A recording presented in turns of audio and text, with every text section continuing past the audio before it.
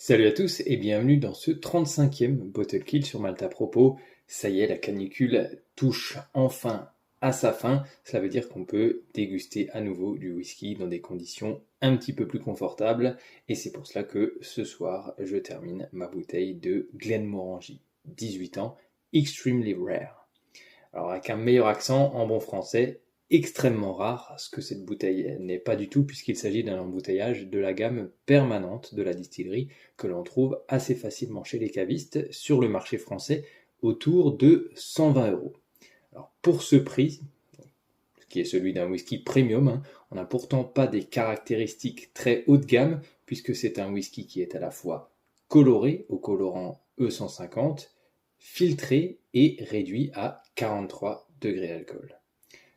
Pourtant, c'est un single malt de 18 ans d'âge qui a été vieilli pour 70% dans Dex Sud Bourbon et pour 30% dans Dex Sud Sherry de grande qualité.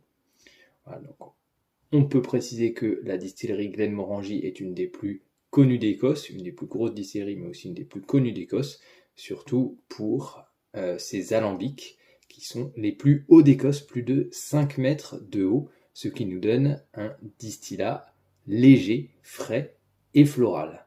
On va tout de suite vérifier ça au nez. Alors au nez, on ressent tout de suite l'apport des fûts de sherry avec une légère amertume, des fruits mûrs.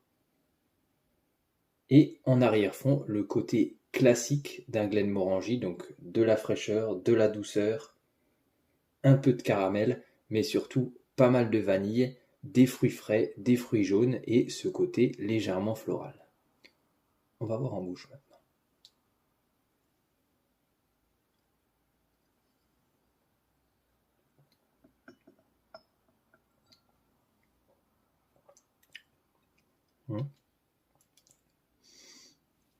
Alors, une bouche dans la continuité du nez, même si on a renversé, pour moi, le caractère dominant du profil aromatique, il n'est plus sur le sherry, mais bien sur le côté Glenmorangie-esque du whisky, donc avec ses fruits frais, ce côté mielé et surtout ce côté floral. Voilà.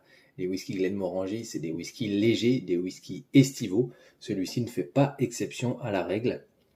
Et pourtant, pour un single malt de 18 ans d'âge, ça manque à la fois de profondeur et de complexité pour obtenir une très bonne note, surtout vu son prix. Voilà, c'est un peu le défaut que je trouve à tous les Glenmorangie, c'est un whisky accessible, mais qui manque un peu de punch, de caractère. Donc pour moi, ça vaut 7 sur 10.